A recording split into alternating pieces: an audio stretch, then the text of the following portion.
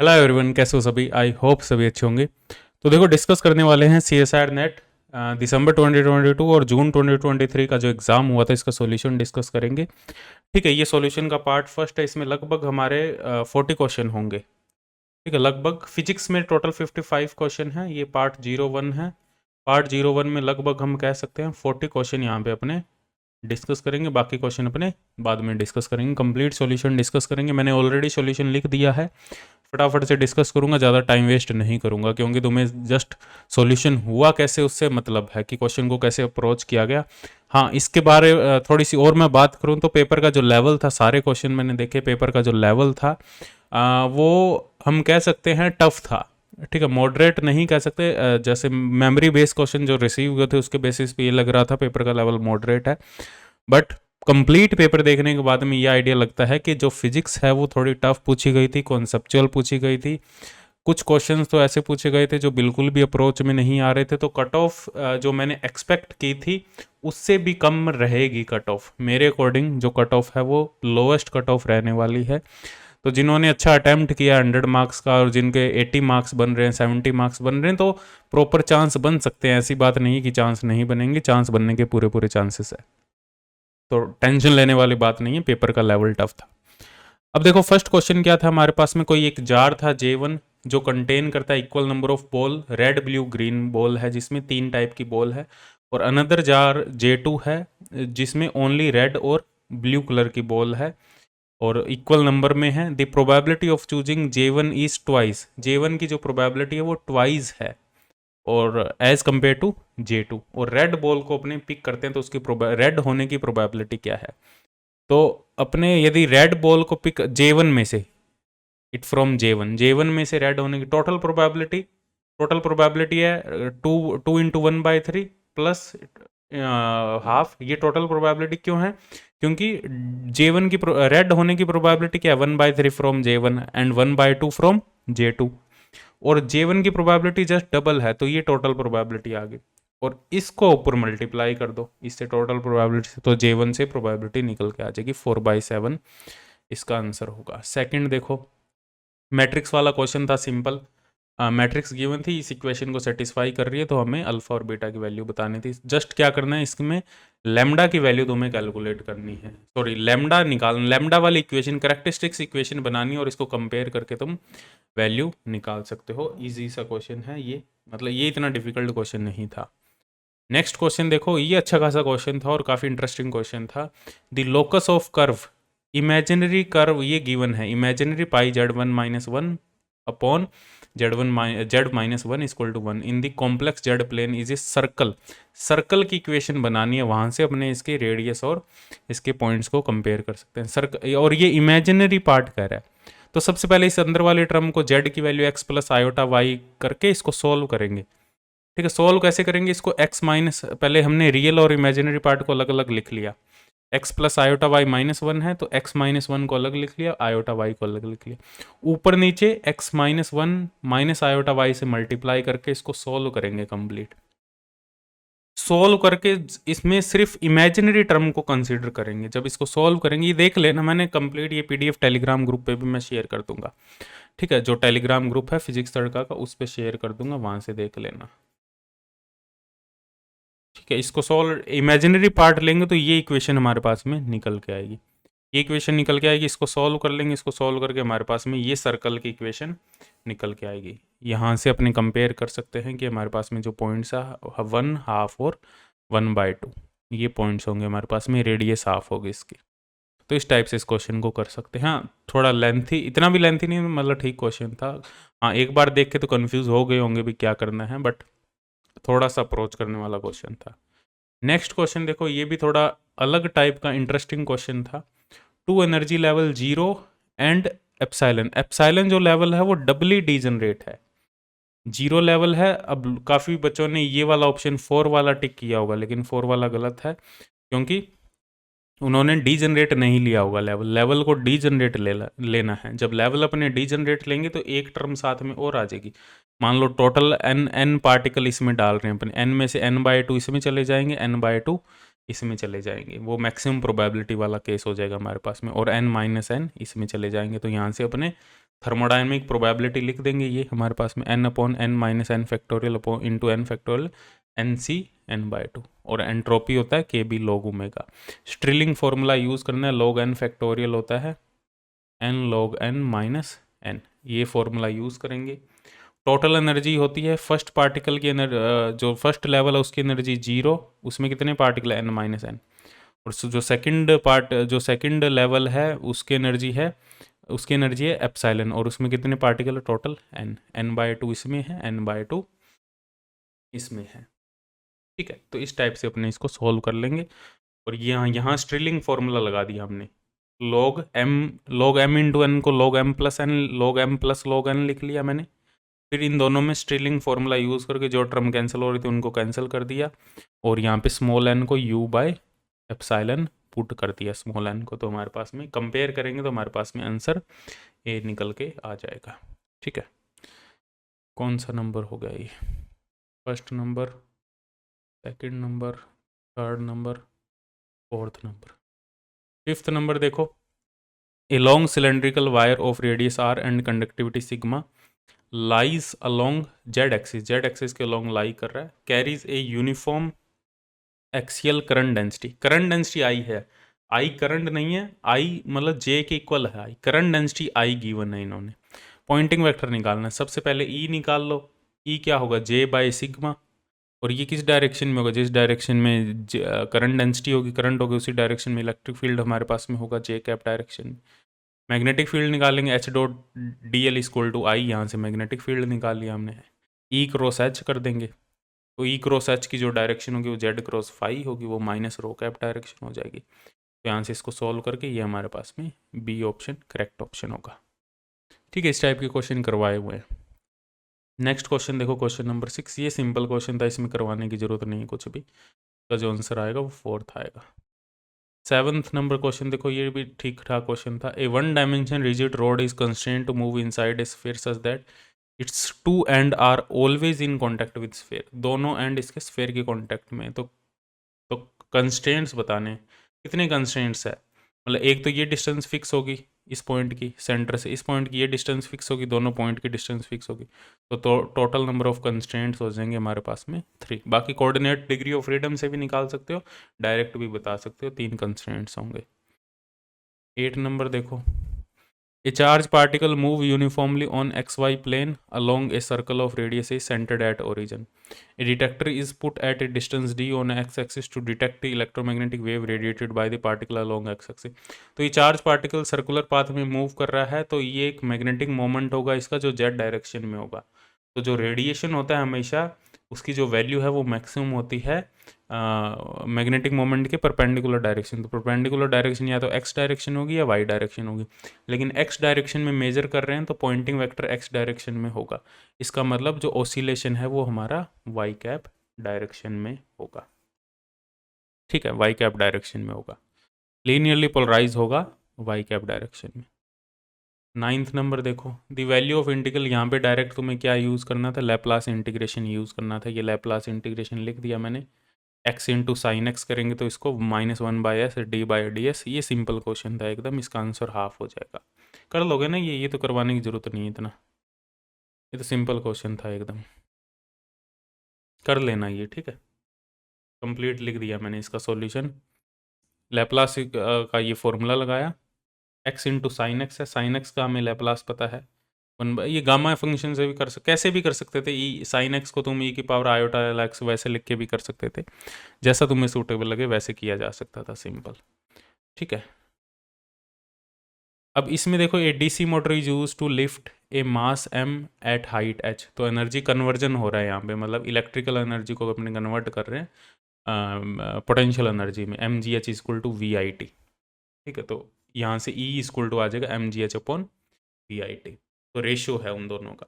तो यहाँ से एरर, रिलेटिव एरर का मोड निकालना, तो मोड निकालना तो ये सभी रूट में होल स्क्वायर हो जाएंगे, डेल्टा m बाई m का whole square, delta h by h का whole square, delta v by v का whole square, delta i by i का whole square, delta t by t का whole square. इसको solve करेंगे m by m आएगा ये।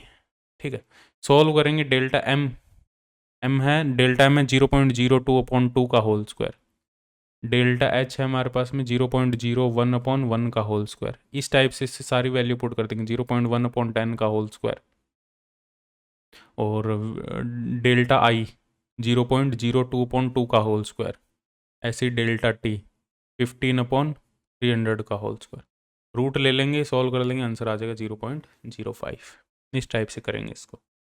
11th number देखो, the trajectory of particle moving in plane is expressed in polar coordinate r equal to R not E की power beta T D theta by D T given omega, where parameter R not beta and omega ये positive constant है, ये याद रखना। V R and A R denote the velocity, V R velocity है तो V R आ जाएगा D R by D T, ये तो पॉजिटिव ही आएगा हमारे पास में। लेकिन जो ए आर होगा, रेडियल एक्सीलरेशन होगा, उसका ये फॉर्मूला होता है रेडियल एक्सीलरेशन का, r double dot minus r r theta dot square. तो यहाँ नेगेटिव टर्म आ रही है, तो ये कुछ केसेस में जीरो भी हो सकता है। अल्फा और बीटा के कुछ वैल्यूज के लिए जीरो भी हो सकता है क्योंकि नेगेटिव आ रहा है अंदर। ठीक है, तो A R is equal to zero for some choice of parameter, तो डी ऑप्शन करेक्ट ऑप्शन हो जाएगा। 12th नंबर देखो, ये सिंपल पर्टर्बेशन क्वेश्चन था। A particle in one dimension is in an infinite potential well -L/2 से L/2 for an perturbation epsilon cos pi x by L, where epsilon is a small constant, the change in the energy of ground state to first order. First order का formula लगा दिया हमने, psi prime H psi not H prime psi not. ठीक है, ये हमारे पास में फॉर्मूला है, ये फॉर्मूला अप्लाई कर देंगे। cos square pi x by L cos pi x by L, cos square को लिख दिया 1 minus sine square pi x by L cos pi x by L, sine pi x by L को t put कर दिया। ठीक है, तो ये cos dx आ गया, dt की टर्म्स में इसको dt पुट कर दिया, सोल्व कर दिया, सिंपल इंटीग्रेशन है। सोल्व करने के बाद में आएगा 8 एप्सिलॉन अपॉन 3 पाई।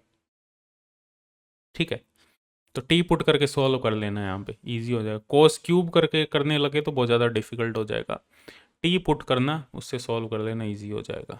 30 नंबर देखो, एनर्जी में ये रिलेशन गिवन है, डिस्पर्शन रिलेशन सी रूट के, और स्पेसिफिक हीट कैपेसिटी का रिलेशन हमें पता है, ये याद रखने वाले फॉर्मूले थे सिंपल। टी की power D by S, D dimension है, एस ई एस है, के की पावर क्या है, तो डी 2 डायमेंशन है, एस की वैल्यू हाफ है, तो ये आ जाएगा टी की पावर 4। 14, ये सिंपल क्वेश्चन था, रेडियल प्रोबेबिलिटी डेंसिटी। सबसे पहले तो नोड देख लो कितने नोड आएंगे, मतलब जो सेंटर पॉइंट है उसके अलावा कितने नोड आएंगे। ठीक है, मतलब ओरिजिन का नोड नहीं कंसिडर करना क्योंकि प्रोबेबिलिटी ओरिजिन पे जीरो होगी, क्योंकि आर की वैल्यू जीरो पे जीरो होता है प्रोबेबिलिटी। ठीक है, तो नोड एक नोड है, तो एक नोड किस में है हमारे पास में, इसमें दो है, इसमें दो, ये तो होंगे नहीं, या तो ये होगा ये होगा।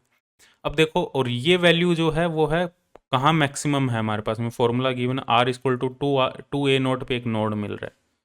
तो फिर अब यहाँ से मैं इसको मतलब इसको डिफ्रेंशिएट करके मैक्सिमम वैल्यू निकालो, भाई प्रोबेबिलिटी की मैक्सिमम वैल्यू क्या है, तो ये वैल्यू लगभग 5 ए नोट आएगी शायद, एक बार निकाल के देख लेना, ये या तो 4 ए नोट आएगी या 5 ए नोट आएगी। तो मतलब मैक्सिमम वैल्यू 5 ए नोट पर आ रही है और हमें नोट 2 ए नोट पर मिल रहा है, मतलब एग्जैक्ट वैल्यू ये होगी हमारे पास, 2 ए नोट से ज़्यादा वैल्यू आ रही है। तो ए मतलब ग्राफ याद भी रखना, बाकी याद भी रख सकते हो, वैसे हाइड्रोजन एटम में मैंने कहा था ये कर्व याद भी कर लेना, और याद नहीं करना चाहो तो फिर भी वैसे भी प्रेडिक्ट कर सकते हो, ए ऑप्शन करेक्ट ऑप्शन होगा।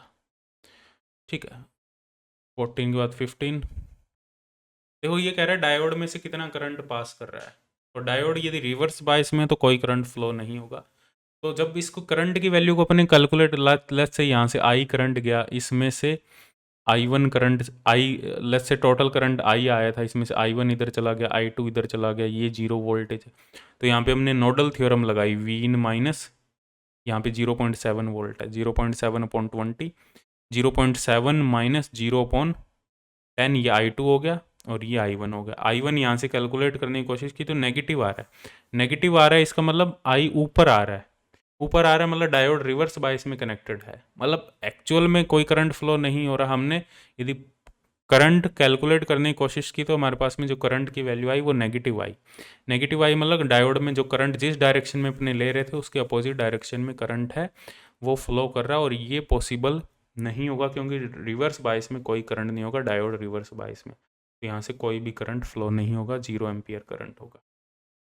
ठीक है, 16 नंबर देखो, the energy level available to each electron in system of N non interacting electron, energy level ये गिवन है। A magnetic field which does not affect the energy spectrum but completely polarize the electron spin, मतलब जो electron half spin में थे, half spin में थे, up spin और down spin में थे, मान लो अप स्पिन और डाउन स्पिन में, उनकी स्पिन सभी की सिंगल होगी, या तो सभी अप स्पिन में हो जाएंगे या सभी डाउन स्पिन में हो जाएंगे। तो मान लो हमने एक एग्जांपल ले लिया, हमने n=4 इलेक्ट्रॉन ले लिए। पहले n=4 इलेक्ट्रॉन ये थे, उनकी एनर्जी कितनी थी, नीचे वाले 2 इलेक्ट्रॉन की एनर्जी 0, क्योंकि एनर्जी लेवल 0 है। ठीक है, पहले एनर्जी लेवल ड्रॉ कर लिए ना यहाँ से, 0, E0, 2 E0, 3 E0।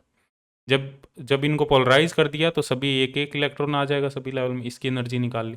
और ये कह रहा है एनर्जी डिफरेंस कितना होगा, तो energy difference 6 E0 minus 2 E0, 4 E0 आ जाएगा। और 4 E0 n की वैल्यू 4 रखने पर इनमें से कौन सा ऐसा ऑप्शन है जो 4 E0 देगा, ओनली फोर्थ ऑप्शन हमें 4 E0 देगा, बाकी कोई ऑप्शन हमें 4 E0 नहीं देगा।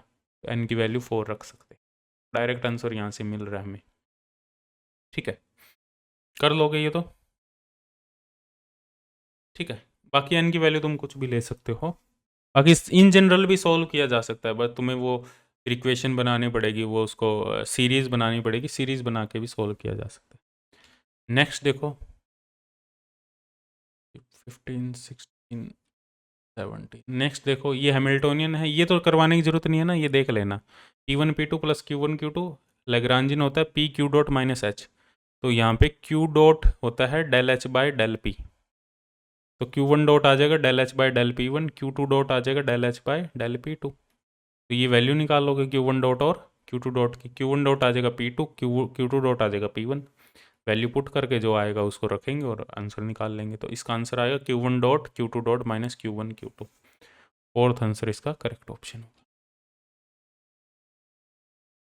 देखो ये नेक्स्ट क्वेश्चन देखो, small circular wire loop of radius A, एक रेडियस ए है इसकी, ठीक है, number of N turns is oriented with its axis parallel to the direction of local magnetic field B, a resistance R and galvanometer are connected to the coil L shown in figure, when the coil is flipped, coil को flip कर दिया गया है, ठीक है, इसकी direction reverse कर दिया गया, galvanometer measures the total charge flow in it, total charge की वैल्यू हमें बतानी है, करंट की वैल्यू निकाल लो, ठीक है।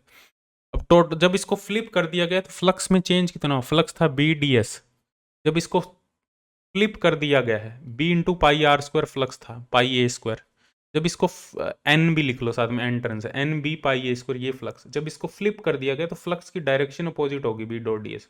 तो फ्लक्स में चेंज जैसे होता है ना, एक मान लो एक बॉल है, वॉल से टकरा रही है, तो उसके मोमेंटम में चेंज 2mv होता है ना, सेम उसी टाइप से इसके फ्लक्स में चेंज डबल हो जाएगा, जितना फ्लक्स पास कर रहा था अब अपोजिट डायरेक्शन में फ्लक्स है, तो फ्लक्स में चेंज डबल हो जाएगा, 2NB पाई A स्क्वायर, ये EMF आ जाएगा, तो इसको रेजिस्टेंस से डिवाइड कर देंगे, करंट आ जाएगा, तो वो हमारे पास में उतना चार्ज फ्लो होगा, चार्ज पर यूनिट टाइम कितना फ्लो होगा, दैट इज करंट, ठीक है, 2NB pi A square upon R, fourth option इसका करेक्ट ऑप्शन होगा। मतलब इसको जब फ्लिप करेंगे, ऐसे था, इसको एकदम से ऐसे कर दिया, तो फ्लक्स में चेंज कितना हुआ, जितना फ्लक्स पास कर रहा था उससे जस्ट डबल चेंज हो जाएगा, ठीक है, इस टाइप से इसको देखना था। 19 नंबर देखो, the single particle energy of a system of N non interacting fermion, ये एनर्जी गिवन है n स्क्वायर E0, रेशो पूछ रहा है फर्मी एनर्जी का, एट T इक्वल टू 0 पर जो ग्राउंड स्टेट एनर्जी होगी वही फर्मी एनर्जी होगी, तो ग्राउंड स्टेट एनर्जी निकाल लो 3/2 स्पिन के लिए और हाफ स्पिन के लिए। 3/2 स्पिन का मतलब है मल्टीप्लिसिटी 4 है, हाफ स्पिन का मतलब है मल्टीप्लिसिटी 2 है, 4 मल्टीप्लिसिटी का मतलब एक लेवल में 4 फर्मियोन आ रहे हैं, 2 मल्टीप्लिसिटी का मतलब एक लेवल में 2 फर्मियोन आ रहे हैं, ठीक है। तो हमने ये एनर्जी लिख ली E0, 4 E0, आगे हायर ऑर्डर टर्म लिख लेंगे, एक लेवल में 4 फर्मियोन आ रहे हैं, तो 4 E0, इसमें 4 आ गए, इसमें 4 आ गए, इसमें 4 आ गए, तो 4 E0, 4 इंटू 4 E0, 4 इंटू, अब ये टोटल कितने लेवल बनेंगे, कितने पार्टिकल को फिल कर रहे हैं, n पार्टिकल को फिल कर रहे हैं, तो ये कहाँ तक जाएगा, कहाँ तक जाएगा ये n/4, क्योंकि एक लेवल में 4 इलेक्ट्रॉन आ रहे हैं, दूसरे में 4, तो n/4 लेवल ही टोटल काउंट होंगे ना, जो टोटल लेवल काउंट होंगे वो n/4 होंगे, तो यहाँ पे लिख लिया n/4 की होल स्क्वायर, क्योंकि ये जो स्मॉल n है ये n/4 तक काउंट होगा s = 3/2 के लिए, n/4 का होल स्क्वायर ई नॉट। इसका रेशियो लेना है किसके साथ में, एक, फिर 2 इलेक्ट्रॉन, इसमें भी 2 इसमें भी 2, तो 2 E not, 2 into 4 E not, 2 into यहाँ कितने लेवल जाएंगे, यहाँ लेवल की संख्या ज़्यादा होगी, n इक्वल टू n/2 तक, यहाँ तक लेवल जाएगा। ठीक है, जो टर्म कॉमन आ रही है उसको कॉमन ले लिया, और ये एक सीरीज होती है 1 plus 2 square plus 3 square plus 4 square, इसका ये फॉर्मूला होता है n+1 2n+1 डिवाइड बाई 6। ये फॉर्मूला यूज़ करके हमारे पास में ये वैल्यू आ गई, ये वैल्यू आ गई, इसमें से n को कॉमन ले लिया, तो इसमें n टेंड टू अपने इन्फिनेटिव कर देंगे, लार्ज वैल्यू कर देंगे, तो इसके लिए जो हमारे पास में आंसर आ जाएगा वो 1/4 आ जाएगा। अब तुम देखो इसको ऐसे भी कर सकते हो कि तुम एक पर्टिकुलर n की वैल्यू लेके भी कर सकते हो, पर उससे एग्जैक्ट रिजल्ट नहीं मिलेगा तुम्हें।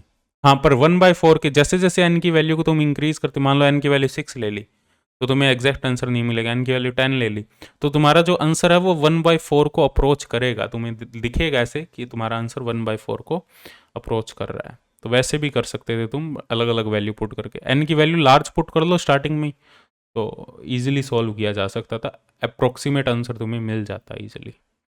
ठीक है, 18 19 ये क्वेश्चन देखो 20 number. For the given logic circuit the input waveform A B C D are shown as function of time.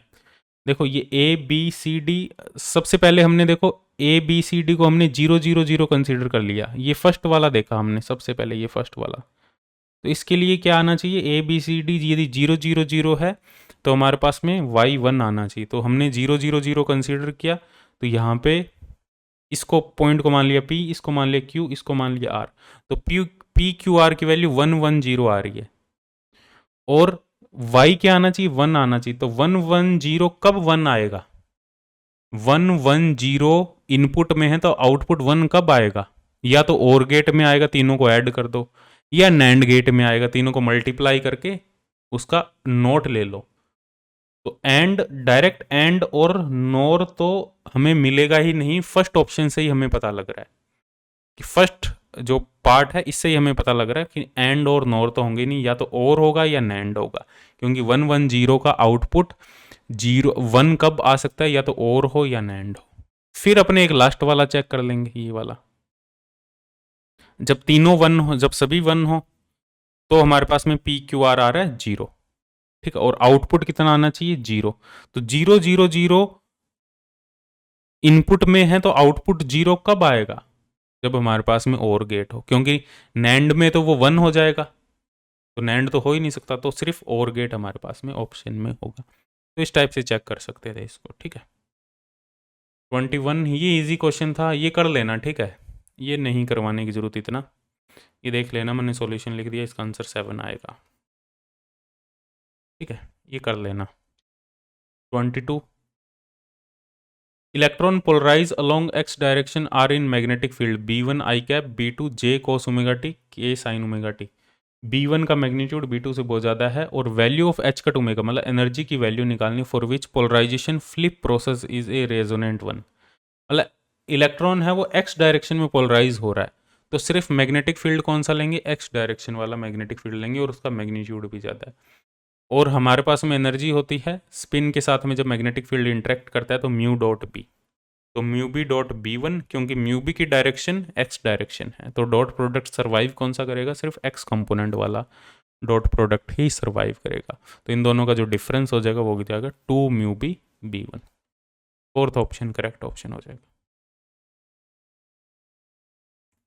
ये डायरेक्ट फॉर्मूला था, ये तो डायरेक्ट याद होगा, ये फॉर्मूला था, यहाँ पे जे माइनस एक्स की power minus N J N plus one. इसको प्रूव करने की जरूरत नहीं है, रिकर्शन रिलेशन से भी कर सकते हो, डायरेक्ट फॉर्मूला भी याद कर सकते थे। ठीक है, बेसल्स फंक्शन में अपने कहते हैं कुछ ये फॉर्मूलाज याद करने, पूरा करवाने की जरूरत नहीं है, यदि सॉल्यूशन देखना है तो एच के दास फॉलो कर लेना, एच के दास में कंप्लीट इसका रिकर्शन रिलेशन में कंप्लीट इसका सॉल्यूशन मिल जाएगा।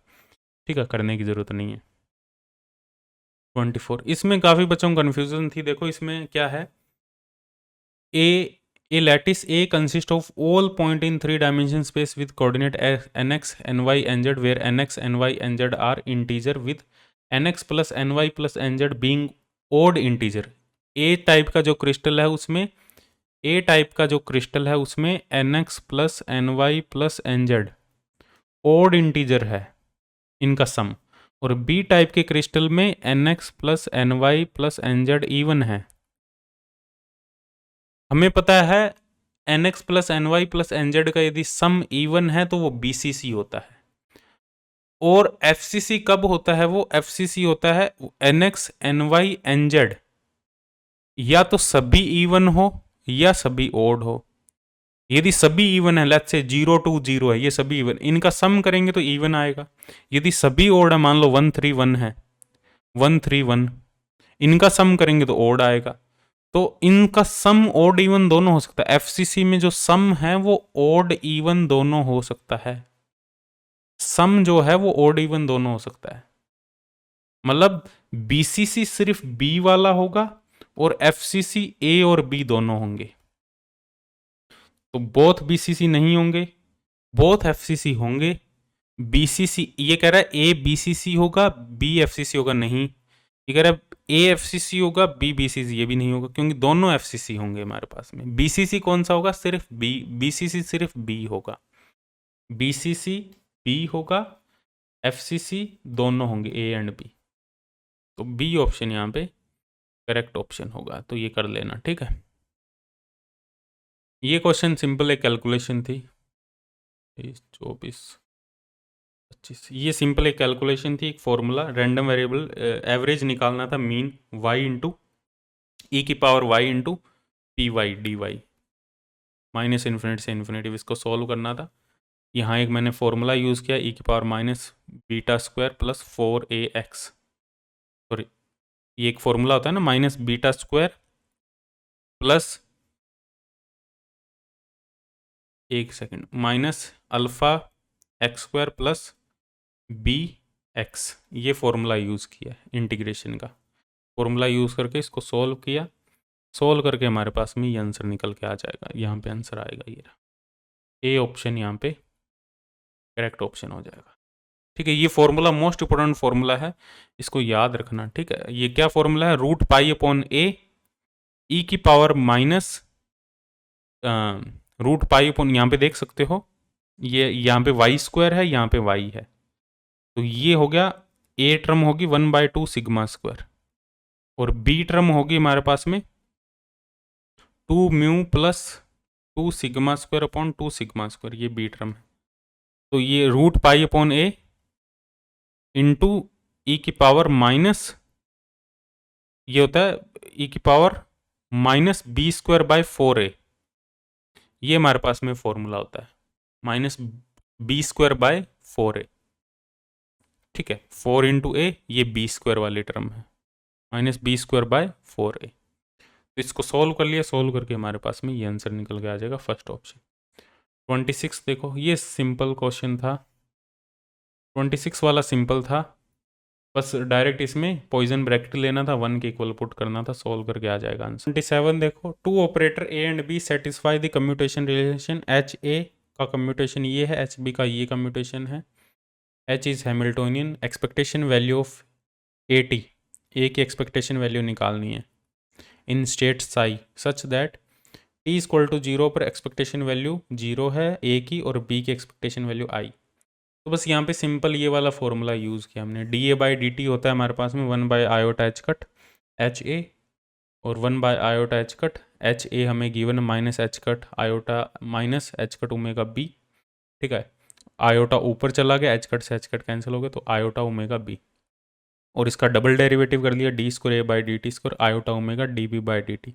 D B by D T की हमने वैल्यू पुट कर दी, ये वैल्यू है D B by D T की, वो कहाँ से आई? वो इस फॉर्मूले से आई, D B by D T equal to 1 by iota H cut omega A, ठीक है। एच कट से एच कट कैंसिल, तो ये आ जाएगा माइनस आयोटा ओमेगा ए, ये वैल्यू यहाँ पुट कर दी, तो इसके रूट्स आ गए इस इक्वेशन के ए के, ये ए का सॉल्यूशन आ गया। टी इक्वल टू 0 पर हमारे पास में ए की वैल्यू 0 है, तो C1 प्लस C2 0 आ गया, ये एक इक्वेशन आ गई। ऐसे ही बी को सॉल्व करना है, सेम ये बी के लिए इक्वेशन आ गई, D square B by D T square equal to omega square B, तो बी के लिए सॉल्व करेंगे, और टी इक्वल टू 0 पे बी की वैल्यू आयोटा, तो ये एक इक्वेशन निकल के आ गई। अब C1 C2 और C3 C4 में इक्वेशन आ गई। अब C3 C4 C1 C2 की वैल्यू निकाल लो। अब C1 C2 की यदि हमने वैल्यू निकाल ली तो हमारे पास में आंसर निकल के आ जाएगा। ठीक है, अब हमें पता है dA by D T equal to iota omega B, ये एक इक्वेशन है। dA by D T equal to, कहाँ गई वो इक्वेशन, ये रही, आयोटा ओमेगा बी। इस इक्वेशन में हमने वैल्यूज पुट कर दी, ए की वैल्यू पुट कर दी, ये ए C1 आयोटा ओमेगा टी, तो यहाँ से 3 इक्वेशन निकल के आ जाएगी हमारे पास में। C1 और C2 में रिलेशन निकल जाएंगे, C1 और C2 को सॉल्व कर लेंगे, हमारे पास में आंसर आ जाएगा। मतलब बेसिकली हमारे पास में हमें C1 और C2 की वैल्यू निकालनी है, वो कैसे भी निकालो, वो तुम्हारे ऊपर है। इक्वेशन को कैसे भी सॉल्व करके C1 और C2 की वैल्यू निकालनी है। यदि वैल्यू निकल गई C1 C2 की, तो तुम्हारे पास में ए का फाइनल सॉल्यूशन निकल के आ जाएगा। तो यहाँ पे देख सकते हो, इस इक्वेशन का यूज़ करके हमने एक इक्वेशन और बना ली, और उसका यूज़ करके हमने C1 C2 की वैल्यू है वो कैलकुलेट कर ली। तो 3 इक्वेशन आ गई, तो C1 C2 की इजीली वैल्यू निकल के आ जाएगी हमारे पास में। ठीक है, क्योंकि C1 का रिलेशन आ गया C3 के साथ में, और C2 का रिलेशन आ गया C4 के साथ में, इस इक्वेशन से कंपेयर करने पर। ठीक है, फिर वो वैल्यू, ये 2 इक्वेशन थी, इनमें पुट कर देंगे तो C1 और C2 में आपस में रिलेशन आ जाएगा, C1 C2 की वैल्यू निकल के आ जाएगी। 28 नंबर देखो, 2 distinguishable non interacting particle each of mass m in 1 dimension infinite square well interval 0 to a, x1 x2 are the position operator of the two particle, expectation value x1 x2 की expectation value निकालनी है in the state in which one particle in ground state। तो जो net state होगी वो होगी psi1 into psi2, एक ground state में है, एक एक्साइटेड स्टेट में, तो नेट स्टेट होगी इनका मल्टीप्लीकेशन। तो एक्सपेक्टेशन वैल्यू x1 x2 की निकालनी है, तो psi1 psi2 x1 x2 psi1 psi2, तो psi1 वाली अलग कर देंगे, psi2 वाली अलग कर देंगे, इनकी एवरेज होती है, जो हमारे पास में 1 डायमेंशन इन्फिनाइट वेल होता है 0 टू a में, उनके एवरेज वैल्यू होती है a/2। ये किसी भी स्टेट की बात करें, first state, second state, third state, fourth state, average हमेशा a/2 ही होता है। तो a/2 इंटू a/2, a²/4 हमारे पास में आंसर हो जाएगा। 29 देखो, the charge density and the current of an infinitely long perfectly conducting wire of radius a which lies along z axis as measured by the static observer are 0 and I। Current density 0 है, charge density I0 है। The charge density measured by an observer who moves at speed beta c। तो ये हमारे पास में एक formula होता है 4 वेक्टर में, ये मैंने करवाया भी, ये थ्योरी में 4 वेक्टर में ये डेंसिटी का फॉर्मूला होता है चार्ज डेंसिटी का। अब इनिशियल चार्ज डेंसिटी है 0, करंट डेंसिटी की वैल्यू है I, ये करंट डेंसिटी, V की वैल्यू बीटा सी अपॉन सी स्क्वायर। ठीक है, जो करंट डेंसिटी है J, उसको अपने लिख सकते हैं I upon pi A square, I upon pi A square लिख सकते हैं, वो लिख दिया हमने, इसको सॉल्व कर लिया, हमारे पास में ए ऑप्शन निकल के आ जाएगा। जस्ट फॉर्मूला याद रखना था और कुछ नहीं था। ठीक है, ये 29, ये सिंपल क्वेश्चन था। System of 2 identical mass connected by identical spring, इसकी काइनेटिक एनर्जी निकाल ली, कोऑर्डिनेट लिख ली x1, इसके कोऑर्डिनेट लिख ली x2, half m1 x1 dot square x2 dot square, kinetic energy matrix आ गई, पोटेंशियल एनर्जी हाफ की x1 स्क्वायर, इसमें जो डिस्प्लेसमेंट वो x1 है, इसमें जो डिस्प्लेसमेंट है वो x2 माइनस x1 है, क्योंकि ये x1 नीचे भी गई है और x2 भी नीचे गई है। ठीक है, तो कंप्रेस भी हुई है, स्ट्रेच भी हुई है, तो x2 माइनस x1 का होल स्क्वायर, यहाँ से v निकाल लिया हमने, तो v minus omega square T करके ओमेगा निकाल लेंगे, हमारे पास में ये आंसर आ जाएगा। ये कर लेना तुम, ठीक है, इसमें कोई करवाने वाला इतना नहीं है कुछ भी।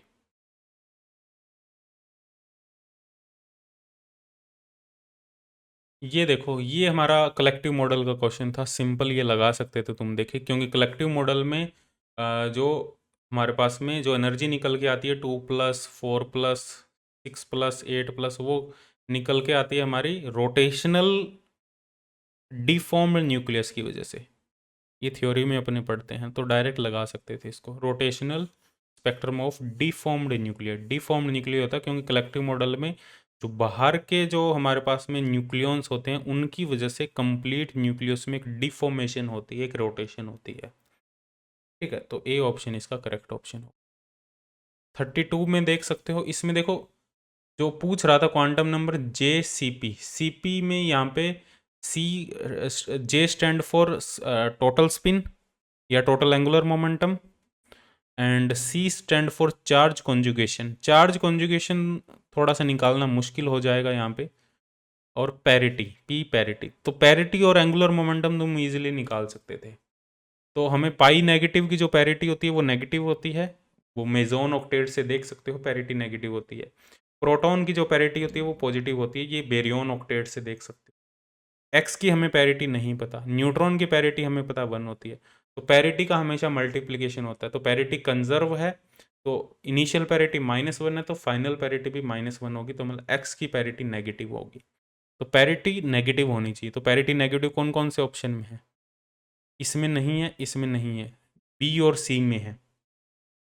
और टोटल स्पिन देखनी थी। टोटल स्पिन पाई की 0 होती है। टोटल स्पिन का मतलब टोटल एंगुलर मोमेंटम की बात, आइसो स्पिन की बात नहीं कर रहा, टोटल एंगुलर मोमेंटम की बात कर रहा है। पाई नेगेटिव का एंगुलर, ये सारे लिखवाए हुए हैं मैंने, एंगुलर मोमेंटम भी लिखवाया हुआ है और स्पिन भी लिखवाया हुआ है, किसकी क्या स्पिन होती है, किसकी क्या पैरिटी होती है, अलग से एक टेबल बनवाई थी। ठीक है, ये 0 इसका टोटल एंगुलर मोमेंटम, प्रोटॉन की स्पिन हाफ या एंगुलर मोमेंटम हाफ, इसका हमें पता नहीं, न्यूट्रॉन का हाफ। तो कंजर्व कब होगा? जब इसका भी एंगुलर मोमेंटम 0 होगा। तो 0, तो इन दो से तुम प्रेडिक्ट कर सकते थे। तो 2 ऑप्शन यहाँ पे करेक्ट ऑप्शन होगा। तो पैरिटी और एंगुलर मोमेंटम से तुम इसको प्रेडिक्ट कर सकते थे। ठीक है,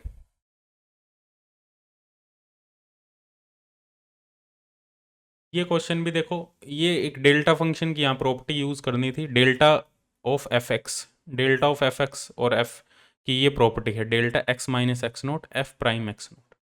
तो ये हमने यूज़ कर लिया क्योंकि x equal to 0, pi, minus pi, 2 pi, -2 pi, इन सभी पर ये सेटिस्फाई कर रहा है। तो x -0 अपॉन कोस 0, क्योंकि f प्राइम करेंगे तो कोस हो जाएगा, साइन का फंक्शन का कोस हो जाएगा हमारे पास में, तो कोस 0, x माइनस पाई कोस पाई, x minus pi plus pi हो जाएगा कोस पाई। यहाँ पे तो ये मोड है, तो ऐसे हायर ऑर्डर टर्म ले लेंगे। जब इसको अब x की वैल्यू 0 पुट करेंगे तो ये कितना हो जाएगा, 2 की पावर -0। x की वैल्यू पाई पुट करेंगे तो ये हो जाएगा 2 की पावर -1। यहाँ प्लस पाई पुट करेंगे, ये 2 की पावर -1, क्योंकि यहाँ पे मोड है। ठीक है, इस टाइप से हायर ऑर्डर टर्म ले लेंगे और ये एक सीरीज बनेगी, 1 plus 2 into half, 2 into 1/2 square, 2 into 1/2 cube, 1 plus ये हो जाएगा 1 प्लस, ये एक सीरीज बन जाएगी हमारे पास में अलग से, 1 प्लस 1/2 स्क्वायर। इसका जो सम लेंगे अपने वो आएगा 1a/1 माइनस आर। इसका सम 1 प्लस a/a है 1/1 माइनस आर, तो ये आंसर आ जाएगा 3। तो इस टाइप से सॉल्व कर लेंगे। कर लोगे ना इसको? कंप्लीट नहीं बताया मैंने, बस ये कंप्लीट लिख दिया। ये PDF डाउनलोड कर लेना, वहाँ से तुम देख सकते हो। टेलीग्राम ग्रुप ज्वाइन कर लो, टेलीग्राम ग्रुप से ही PDF डाउनलोड कर लेना। नेक्स्ट क्वेश्चन देखो, the electric and magnetic field at a point due to independent electric field and magnetic field E1 E2 B2 Poynting vector given है, तो हमें alpha beta में relation निकाल रहे हैं। पहले टोटल E निकालिए इनका सम करके, E1 E2 का, फिर B निकालिया B1 B2 का सम करके। E पॉइंटिंग वेक्टर होता है E cross B by mu nought. Poynting vector निकाल लिया हमने। ठीक है, पॉइंटिंग वेक्टर निकाल के इसको कंपेयर कर दिया I प्लस जे से। तो I प्लस जे से कंपेयर किया तो E B by mu nought alpha plus 1, ये 1 के इक्वल आएगा। E B by mu nought into beta minus का, ये 1 के इक्वल आएगा। दोनों के कोफिशिएंट को कंपेयर कर लिया और E B by mu nought की वैल्यू को यहाँ पुट कर दिया, तो अल्फा बीटा में रिलेशन निकल के आ जाएगा, alpha plus beta plus 1 equal to 0। ठीक है, 35 देखो, द डिस्पर्शन रिलेशन हमें गिवन है, तो यहाँ पे एनर्जी प्रोपोर्शनल है के, तो एस की वैल्यू है 1। ठीक है, तो फर्मी एनर्जी होती है N/S/D, तो S है 1 और D की वैल्यू है 3। ठीक है, नेक्स्ट क्वेश्चन देखो 36, separation of frequencies of the first Stokes and first anti Stokes line in the pure rotational Raman spectrum of H2 molecule to be delta mu H2, while corresponding quantity for D2 is delta mu D2। The ratio बताना है हमें। तो separation होता है वो first anti stock और first stock में वो 6B का सेपरेशन होता है। तो 6B H2 और 6B D2 या 12B लिख सकते हो, दोनों जो सेपरेशन होता है वो 12B का होता है, लेकिन वो 12 कैंसिल हो जाएगा। ठीक है, स्टोक और एंटी स्टोक का जो सेपरेशन होता है वो 12B का होता है, 12B H2 12B D2। ठीक है, तो 12 कैंसिल हो जाएगा, बी आ जाएगा, बी होता है h/8π² तो आई होता है मोमेंट ऑफ इनर्शिया, तो दोनों का मोमेंट ऑफ इनर्शिया आ जाएगा I/d2/IH2। मोमेंट ऑफ इनर्शिया होता है μr², तो म्यू होता है रिड्यूस्ड मास, तो दोनों का रिड्यूस्ड मास का रेशियो आ जाएगा। रिड्यूस्ड मास ड्यूट्रॉन में 2 प्रोटॉन, ड्यूट्रॉन में क्या होता है, ड्यूट्रॉन में एक प्रोटॉन न्यूट्रॉन होता है, तो ड्यूट्रॉन का रिड्यूस्ड मास होगा 2 mp m1m2 plus m1m2 upon m1 plus m2 होता है ना, तो एक ड्यूट्रॉन, 2 ड्यूट्रॉन है, तो एक ड्यूट्रॉन इनका रिड्यूस्ड मास निकालेंगे, तो एक ड्यूट्रॉन में होता है एक प्रोटॉन एक न्यूट्रॉन, तो 2 mp into 2 mp upon 4 mp। और एक हाइड्रोजन की बात करें HH, इसमें 1 mp, तो mp into mp upon 2 mp, इनका रेशियो लेंगे तो 2 आ जाएगा। तो इस टाइप से इसको सॉल्व कर लेंगे। 37 की बात करें तो ये नॉर्मल जीमान इफेक्ट है, लो मैग्नेटिक फील्ड है, नॉर्मल जीमान इफेक्ट, क्योंकि 1d2 से 1p1 लेवल में ट्रांजिशन है, तो मल्टीप्लिसिटी 1 है, तो नॉर्मल जीमान इफेक्ट है। तो ये कह रहा है स्पेक्ट्रल लाइन, ट्रांजिशन की बात नहीं करा कि टोटल ट्रांजिशन कितने होंगे, ये स्पेक्ट्रल लाइन कितने पार्ट्स में स्प्लिट होगी, तो 3 पार्ट में स्प्लिट होगी। ट्रांजिशन की बात करेंगे तो ट्रांजिशन तो ज़्यादा होगी, 9 ट्रांजिशन हो जाएगी टोटल, 6 ट्रांजिशन हो जाएगी, बट स्प्लिट कितने में होगी, 3 पार्ट में स्प्लिट होगी लाइन। ठीक है, ट्रांजिशन की बात नहीं कर रहा। 38 देखो, बाइसेक्शन मेथड से इसको करना है, सिंपल है ये तो। सबसे पहले देखो ए और, जब हमने 1 और 2 पॉइंट लिए तो एक पे नेगेटिव आ रहा था, एक पे पॉजिटिव आ रहा था, तो अब क्या लेना, इन दोनों को सम करके 2 से डिवाइड कर दो, तो 1.5 आ रहा है। 1.5 पे वैल्यू देखो, 1.5 पे इसकी फंक्शन की वैल्यू आ रही है पॉजिटिव, तो 1.5 पे पॉजिटिव आ रही है, तो अब रूट कौन से लेने, एक 1 लेना है, एक 1.5 लेना है, क्योंकि एक 1 पे नेगेटिव है, 1.5 पे पॉजिटिव है। अब इन दोनों के बीच में का कोई एक नंबर लो, 1.5 डिवाइड बाई 2, यह आ जाएगा 1.25। 1.25 पे वैल्यू देखो, 1.25 पे आ रही है नेगेटिव, 1.25 पे नेगेटिव आ रही है और 1.5 पे पॉजिटिव आ रही है, तो एक नेगेटिव एक पॉजिटिव कौन सा हुआ, 1.25 और 1.5 के बीच में रूट है, तो इनमें से देख लो 1.25 और 1.5 के बीच में कौन सा है, तो सिर्फ 11/8 ऐसा नंबर है जो इन दोनों के बीच में है थर्ड इटरेशन के बाद। तो ये सिंपल क्वेश्चन था। तो ये टोटल 38 क्वेश्चन है। ठीक है, बाकी के जो क्वेश्चन है वो अपने नेक्स्ट पार्ट में डिस्कस करेंगे। ठीक है, मतलब जो पेपर का मैं यदि बात करूं लेवल की, तो पेपर का जो लेवल है वो टफ था, नो डाउट टफ था। जो मेमोरी बेस्ड क्वेश्चन मिले थे वो इतने ज़्यादा टफ वाले मिले नहीं थे। जो क्वेश्चन, ऐसे क्वेश्चन भी बहुत सारे हैं जिनको अप्रोच करना थोड़ा डिफिकल्ट है, कितना भी फिजिक्स पढ़ लो तुम, किसी भी लेवल से फिजिक्स पढ़ लो, ऐसे क्वेश्चन भी बहुत सारे हैं जिनको अप्रोच करना डिफिकल्ट है। ठीक है, हाँ टाइम देंगे तो वो क्वेश्चन हो जाएंगे इजीली, ऐसा बात नहीं है कि होंगे नहीं, बट अब उस टाइम पे एग्जाम के टाइम पे अप्रोच करना डिफिकल्ट है। तो कट ऑफ मैंने जितनी बताई थी प्रीवियस वीडियो में, उससे कट ऑफ कम रहने के चांसेस है। ठीक है, कट ऑफ उससे कम रहेगी, कट ऑफ ज़्यादा नहीं रहेगी। कट ऑफ ये मान के चलो जनरल में 75 80 इतने मार्क्स भी है, तो आराम से मेरे को लग रहा है चांस बन सकते हैं, क्योंकि जितना मैं बता रहा हूँ, मेरे अकॉर्डिंग जितना मैं बता रहा हूँ। ठीक है, बाकी देखते हैं रिजल्ट आता है तो, बाकी किसी ने बने मार्क्स इतने ज़्यादा नहीं आए हैं कि कितने मार्क्स बन रहे हैं। ठीक है, और ज़्यादातर मार्क्स पता नहीं लगे हैं बच्चों के। यदि तुम अपने व्हाट्सएप पे मेरे को अपने मार्क्स सेंड करो भाई कितने कितने मार्क्स बन रहे हैं, तो उससे भी एक आइडिया लगाया जा सकता है। बट कट ऑफ मेरे हिसाब से बहुत ज़्यादा कम रहने के पूरे चांसेस है। ठीक है, तो आई होप इतने क्वेश्चन क्लियर हुए हों। ये PDF तुम्हें टेलीग्राम ग्रुप में मिल जाएगी। तो मिलते हैं नेक्स्ट सेशन में, बाय, टेक केयर। और इसके अलावा जो भी बैच ज्वाइन करना चाहता है, अपना बैच भी चल रहा है, नेट JRF फिजिक्स का अल्फ़ा बैच चल रहा है, 10 जून से स्टार्ट हुआ है। प्योर कंप्लीट एकदम डिटेल में सब कुछ पढ़ाया जाएगा। हाँ, इस पेपर को देखते हुए मैं थोड़ा सा एनालिसिस के अकॉर्डिंग बताऊं तो देखो, कुछ चीज़ें तुम्हें थोड़ी सी ध्यान देने वाली है। एक तो सबसे पहले एक तो मैथ में तुम्हें, एक तो ये जो सीरीज़ वाले फॉर्मूले हैं, ये सीरीज़ वाले कॉन्सेप्ट सारे सीखने पड़ेंगे। ग्राफ थोड़े से अच्छे से प्लॉट करने आने चाहिए, ग्राफ के बारे में थोड़ा सा अलग से सीखना पड़ेगा। इसके अलावा जो क्लासिकल मैकेनिक्स में अपने को थोड़ा सा न्यूटोनियन मैकेनिक्स पे भी फोकस करना पड़ेगा। न्यूटोनियन मैकेनिक्स पे focus in the Newtonian mechanics में रिजिड बॉडी डायनेमिक्स, उस पर थोड़ा फोकस करना पड़ेगा, क्योंकि उसमें से मैंने देखा है ट्रेंड चल रहा है कि हर बार एक क्वेश्चन पूछा जाता है। इस बार भी न्यूटोनियन मैकेनिक्स से सॉरी रिजिड बॉडी डायनेमिक्स से क्वेश्चन पूछा गया है। रिजिड बॉडी डायनेमिक्स और एक तुम्हारा जो है ये सेंट्रल फोर्स, ये दोनों टॉपिक बहुत अच्छे से करने पड़ेंगे। इन जनरल रिजिड बॉडी वाला अपने करते नहीं है, रिजिड बॉडी वाला करना पड़ेगा।